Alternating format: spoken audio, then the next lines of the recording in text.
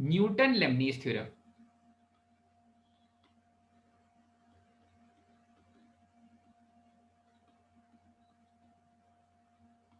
Theorem on limits. इन्हीं दोनों ने तो मिलके कैलकुलस बनाया था, ठीक है। तो इन्हीं दोनों के नाम पर ये थ्योरम है, ठीक है। अब ये थ्योरम क्या बोलता है?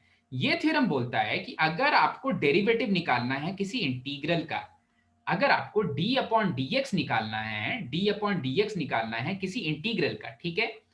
वो इंटीग्रल कुछ ऐसा दिखता है। इनफैक्ट आप अलग अलग वेरिएबल्स ले लो, आपको डी अपॉन डी एक्स निकालना है। पहले तो आप देखो इंटीग्रल कैसा दिखता है। इंटीग्रल कुछ ऐसा दिखता है। इंटीग्रल कुछ ऐसा है, अगर आपको मैं दे दूं integral, integral F of x, F of x,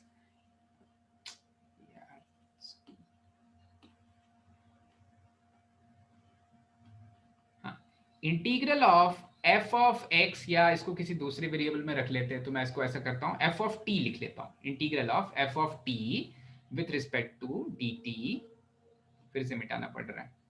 integral of F of T, ये इंटीग्रल है, थोड़ा इसको ऐसे लिख लेना।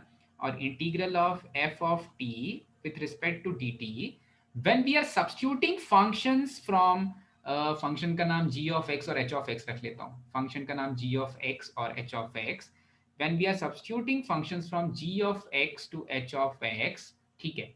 और अल्टीमेटली मुझे इसको डिफरेंशिएट करना है विद रिस्पेक्ट टू x, ठीक है। तो ध्यान देना, दो वेरिएबल्स इन्वॉल्व हो गए।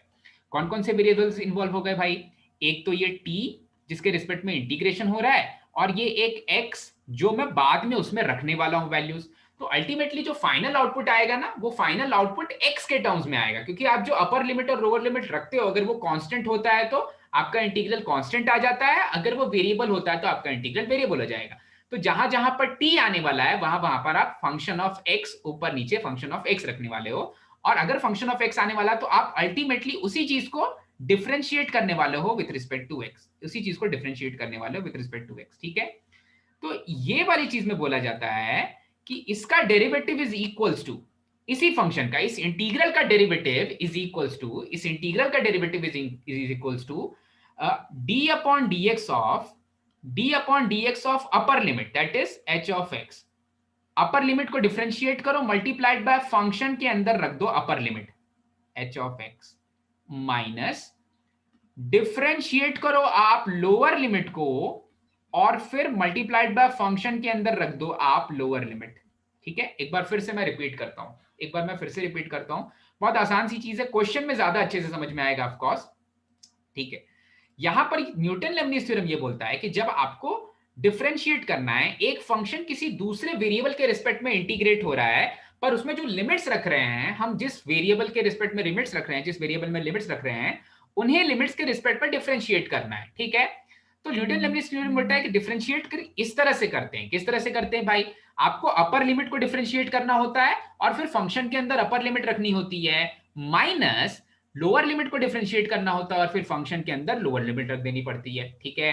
अब आप बोलोगे कि सर न्यूटन लेबनीज थ्योरम ये होता है, चलेगा, आप इसको इंटीग्रल्स में क्यों पढ़ा रहे हो? क्योंकि कभी कभी मुझे एल हॉस्पिटल रूल यूज करना पड़ता है, और ऊपर वाला टर्म इंटीग्रल के साथ होता है, ठीक है। तो एकदम आसान सा इजी सा क्वेश्चन एक करते हैं, ठीक है। ओके फाइन, आपको समझ में आ जाएगा कि क्या यूज है इसका, न्यूटन लेबनीज थ्योरम का। अपने हमने अभी हम जो पढ़ रहे हैं लिमिट्स में, उसमें इसका क्या यूज है, ठीक है। तो चलो आ जाते हैं भाई, आ जाते हैं। सभी को क्लियर हो गया? फंक्शन के अंदर अपर लिमिट को डिफरेंशिएट कर दो, फंक्शन के अंदर लोअर लिमिट को डिफरेंशिएट कर दो, ठीक है। अब देखो क्वेश्चंस तो इजी ही आते हैं इससे। तो एक क्वेश्चन कुछ ऐसा है, यहां पर बोल रहा है limit x tends to x भाग रहा है 0 तक, और न्यूमरेटर में है x minus integral of 0 to x cos t square dt divided by x cube, क्या है,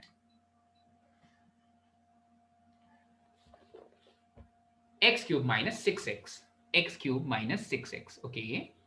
x cube minus 6 times of x, ठीक है।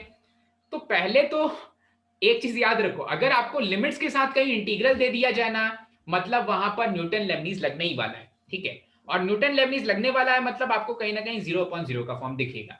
अब यहां पर 0.0 का फॉर्म कैसे है, अगर आप सेम लिमिट से सेम लिमिट में इंटीग्रेट कर रहे हो, जीरो से जीरो पे ही इंटीग्रेट करोगे, जब एक्स की वैल्यू जीरो हो जाएगी, तो मतलब आप कोई एरिया निकालने वाले ही नहीं हो। और अगर आप कोई जीरो आ एरिया, जाएगा। हाँ जीरो आ जाएगा, सेम लिमिट से सेम लिमिट में इंटीग्रेट करोगे तो जीरो आ जाएगा। और ये वाला एक्स तो ऑलरेडी, ये वाला एक्स तो ऑलरेडी जीरो है, डिनोमिनेटर में भी सब कुछ जीरो है। इसका मतलब आपको एल हॉस्पिटल यूज करना पड़ेगा, आपको इसको हॉस्पिटल लेके जाना पड़ेगा। ठीक है, हॉस्पिटल लेके जाएंगे भाई। तो जो डिनोमिनेटर का डेरिवेटिव है वो तो आपको दिख रहा है कि डिनोमिनेटर का डेरिवेटिव है 3x² माइनस 6।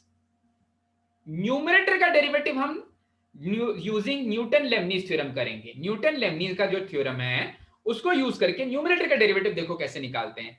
देखो, इस वाले x का डेरिवेटिव तो 1 हो जाएगा, तो इस वाले x से कोई प्रॉब्लम नहीं है, माइनस यहां पर अपर लिमिट का डेरिवेटिव, x का डेरिवेटिव x के रिस्पेक्ट में ही 1 आता है। ठीक है, अपर लिमिट का डेरिवेटिव और फंक्शन के अंदर रख दो अपर लिमिट, तो जब फंक्शन के अंदर रख देंगे अपर लिमिट तो यहां पर आ जाएगा कॉस ऑफ एक्स स्क्वायर। ठीक है, कॉस ऑफ एक्स स्क्वायर। अच्छा, माइनस लोअर लिमिट का डेरिवेटिव जीरो है क्योंकि वो खुद ही जीरो है, और जीरो को अगर आप अगर कॉस ऑफ जीरो का स्क्वायर रखोगे भी तो अल्टीमेटली जीरो ही आने वाला, तो मैं सिंपली जीरो लिख देता हूं यहां पर, दूसरे वाले टर्म की जगह पर सिंपली जीरो लिख देता हूं। ठीक है, तो देखो बचा क्या, बचा क्या लास्ट में बचा, अभी भी लिमिट ने साथ नहीं छोड़ा क्योंकि अभी भी वेरिएबल है। पर अच्छी चीज क्या हुई आपके लिए, लोग देखो यहां पर दो वेरिएबल था, यहां पर टी स्क्वायर या टी का एक वेरिएबल था और यहां पर लिमिट तो एक्स में दी हुई थी। ठीक है, तो पहले तो मैंने उसको सिंगल वेरिएबल में कन्वर्ट किया using Lebanese, Newton's Lebanese theorem use करके सिंगल वेरिएबल में कन्वर्ट हो गया। अब फिर से एल हॉस्पिटल लगेगा या नहीं लगेगा वो तो आने वाला समय ही बताएगा। अब इसके बाद आपके लिए क्वेश्चन की जो रास्ते हैं काफी आसान हो गए। 1 माइनस कॉस ऑफ एक्स का स्क्वायर, ध्यान देना कॉस एक्स का होल स्क्वायर नहीं है, कॉस ऑफ एक्स स्क्वायर है, divided by 3x² minus 6, 3x² minus 6। Okay, यहां पर बोल रहा है लिमिट x टेंड्स टू 0। अब क्या करें, सब्स्टिट्यूट कर देंगे सर एक्स में डायरेक्ट तो। सब्स्टिट्यूट कर देंगे। ऊपर वाला बनने वाला है 0, नीचे वाला बनने वाला है माइनस ऑफ 6, तो आउटपुट आ जाएगा सिंपली 0। कुछ है ही नहीं। अगर 0.0 होता तो कुछ दूसरा सोचते भाई, यहां पर तो कुछ नहीं है, 0.0 का भी फॉर्म नहीं है। ठीक है, तो क्लियर हुआ भैया, समझ में आया न्यूटन लेबनीज थ्योरम कैसे यूज करते हैं। Yes sir. हाँ, एक और क्वेश्चन कर लेते हैं, ये लास्ट क्वेश्चन है आज की क्लास का, उसके बाद आप जा सकते हो। ठीक है, ओके, ये क्वेश्चन है। अब देखो यहां पर ना डिनोमिनेटर आपको पहले खुद से क्रिएट करना पड़ेगा, क्योंकि लिमिट के साथ जब भी आपको इंटीग्रल साइन दिखे मतलब न्यूटन लेबनीज यूज होने वाला है। ठीक है, और दो दो वेरिएबल हो जाए तो एकदम गारंटीड है। ठीक है, तो यहां पर बोल रहा है मेरे पास है हमारे पास है लिमिट x की वैल्यू टेंड कर रही है जीरो को। ठीक है, और है 1/x raise to the power 5, 1/x raise to the power 5, integral है जीरो से लेकर के x तक। अब ये मल्टीप्लीकेशन में इंटीग्रल जीरो से लेकर के x तक e raise to the power minus T square dt minus 1/x raise to the power 4, 1/x raise to the power 4 plus 1/3x², 1/3x²। ठीक है, तो आपको यहां पर पहले एक सेपरेट न्यूमरेटर और सेपरेट डिनोमिनेटर क्रिएट करना है। ठीक है, सेपरेट, सर वो 1/x5 कॉमन लेंगे, मतलब वो आइसोलेट हो जाएगा टर्म आपको एलसीएम लेना फॉर है, डिफरेंशिएटिंग। आपको एलसीएम लेना है ऋषिकेश। आपको एक सेपरेट, आपको 0.0 का फॉर्म क्रिएट करना है पहले, एल हॉस्पिटल लगाने के लिए आपको 0.0 का फॉर्म क्रिएट करना होगा पहले। ठीक है, तो सेपरेट नहीं करना है, 0.0 का फॉर्म क्रिएट कर लो। हाँ, मतलब आप एलसीएम भी लोगे तो वही x raise to the power 5 को कॉमन लेना ही हुआ उसका मतलब। ठीक है, तो जब भी मुझे एल हॉस्पिटल यूज करना है, जब भी मुझे इंटीग्रल के साथ एक दूसरा वेरिएबल देखे और लिमिट किसी दूसरे वेरिएबल पे भाग रहा है, ठीक है, इसका मतलब न्यूटन लेबनीज लगेगा। न्यूटन लेबनीज कब लगता है, जब आपको एल हॉस्पिटल लगाना हो। एल हॉस्पिटल कब लगाना होगा, जब 0.0 का फॉर्म क्रिएट हो रहा हो। 0.0 का फॉर्म कब क्रिएट हो रहा होगा, जब ऊपर में पूरा एक न्यूमरेटर जीरो को टेंड कर रहा हो और नीचे वाला पूरा एक डिनोमिनेटर जीरो को टेंड कर रहा हो। तो उसके लिए पहले न्यूमरेटर डिनोमिनेटर क्रिएट करो ना भाई, पहले न्यूमरेटर डिनोमिनेटर क्रिएट करो। न्यूमरेटर में आएगा इंटीग्रल जीरो से लेकर के x तक e raise to the power minus T square dt और माइनस ऑफ x और प्लस एलसीएम ले रहे हैं ना, इसके पास 3 भी आ जाएगा, 3 भी जाएगा एलसीएम में, यहाँ पर भी एक 3 चला जाएगा, 3 भी जाएगा एलसीएम में, और plus X cube plus X, मैंने एलसीएम ले लिया थ्रू आउट, और throughout divided by X raise to the power 5 दे दिया, throughout divided by X raise to the power 5 दे दिया, और इनको दे दी लिमिट एक्स टेंड्स टू 0। दो चीजों की वजह से किया, मुझे 0.0 का फॉर्म क्रिएट करना था, फिर मुझे एक सेपरेट न्यूमरेटर क्रिएट करना था, एक सेपरेट डिनोमिनेटर क्रिएट करना था, और एल हॉस्पिटल लगाने के लिए सेपरेट न्यूमरेटर डिनोमिनेटर क्रिएट करना था। एल हॉस्पिटल इसलिए लगाना है क्योंकि एक दूसरा वेरिएबल का इंटीग्रल है और एक लिमिट किसी दूसरे वेरिएबल पे चल रहा है। अब आपको दिख रहा होगा ऊपर वाला भी 0 को जा रहा है, नीचे वाला भी 0 को जा रहा है, ठीक है। इसका मतलब कहीं ना कहीं हमें एल हॉस्पिटल यूज करना है। एक बार एल हॉस्पिटल यूज करते हैं तो आ जाएगा 5 x raise to the power 4, ठीक है। यहां पर है लिमिट x टेंड्स टू 0, और ऊपर वाला बन जाएगा 3 टाइम्स ऑफ, देखो e raise to the power minus of T square, तो फंक्शन का अपर लिमिट का डेरिवेटिव 1, और फंक्शन के अंदर अपर लिमिट रख देंगे तो e raise to the power minus of x square, minus 3 times of x का डेरिवेटिव 3, x क्यूब का derivative 3x square divided by this thing, ठीक है। अब आप इसको काफी आसानी से सॉल्व कर सकते हो। अब ये आपके एकदम जो चीज हमने पढ़ी हुई है बिल्कुल एकदम रेंज में आ गया कि भैया ये तो अब हम निकाल ही लेंगे, लिमिट एक्स टेंड्स टू 0। अब आप मुझे बताओ कि अब नेक्स्ट स्टेप में क्या करना चाहते हो आप,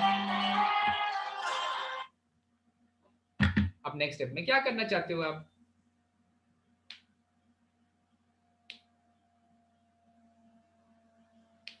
पहले तो x की वैल्यू 0 रख के चेक करो, x की वैल्यू 0 रखने पर क्या हो रहा है, 3 माइनस 3, अरे तो फिर से एल हॉस्पिटल की तरफ जा रहा है, ऐसा लग रहा है ना, लॉप्टल लगेगा। ओके ठीक है, लग रहा है लॉप्टल लगेगा तो लगा देते हैं लॉप्टल, ठीक है। फिर से लगाते हैं लॉप्टल, वहां से क्या आ जाता है, एल हॉस्पिटल लगाते हैं तो देखो ये देगा मुझे limit x tends to 0, 5x raise to the power 4s 20x cube, ठीक है, और ये दे देगा 3 टाइम्स ऑफ, सॉरी हाँ 3 times of e raise to the power something का e raise to the power the same thing, और x square का minus 2x, ठीक है, minus 2x, minus of x square का minus of 2x, plus 3x square का 6x, 3x square का 6x। तो आप बोलोगे सर एक हाँ कुछ तो कैंसिल होता हुआ दिख रहा है हमें, एक x कैंसिल होता हुआ मिल रहा है, एक x से हम ये वाला एक x कैंसिल कर देंगे। अच्छा तो मुझे मिल गया limit x tends to 0, in fact 6 भी कॉमन आ जा रहा है, मैं माइनस ऑफ 6 कॉमन ले लेता हूं तो यहां पर मिल जा रहा है e raise to the power minus X square minus 1 divided by 20 को इधर रख लिया तो डिवाइडेड बाय एक्स स्क्वायर। अरे ये तो आंसर निकल गया भैया, आंसर निकल गया, क्या कर दें सर, वो माइनस एक्स स्क्वायर को मल्टीप्लाई, हाँ ये वाला माइनस इस वाले एक्स स्क्वायर को दे दें तो ये खत्म हो जाएगा। ये पूरा मसाला आप जानते हो क्या है, पूरा मसाला क्या बन जाएगा, 1 बन जाएगा। तो आउटपुट क्या आ जाएगा भाई, आउटपुट आ जाएगा माइनस दे चुका हूं मैं, तो आउटपुट आ जाएगा 3/10। एक बार फिर से चेक कर लो कुछ कैलकुलेशन मिस्टेक तो नहीं हुआ है, ठीक है। सो फाइन, एक बार मैं फिर से रीचेक कर देता हूँ, लास्ट में गड़बड़ हो जाती है। मैंने डिफरेंशिएट किया, 3x स्क्वायर का 6x लिखा, 3 को निकाल दिया, e raised to the power something का 3 times e raised to the power same thing, और माइनस ऑफ x स्क्वायर का 2x, ठीक है। x से x कैंसिल किया, x स्क्वायर नीचे बचा, माइनस ऑफ 6 कॉमन ले लिया तो दिस माइनस 6 बचा, ठीक है, माइनस 6 बचा, मतलब माइनस ऑफ 1 बचा, और नीचे में x स्क्वायर बचा और उस x स्क्वायर को ले गए, ठीक है। इसके पहले 0.0 का फॉर्म बन रहा था, उसके पहले भी 0.0 का फॉर्म था, ठीक है, फाइन। सो 3/10 आउटपुट में आ जाएगा भाई, ठीक है। सो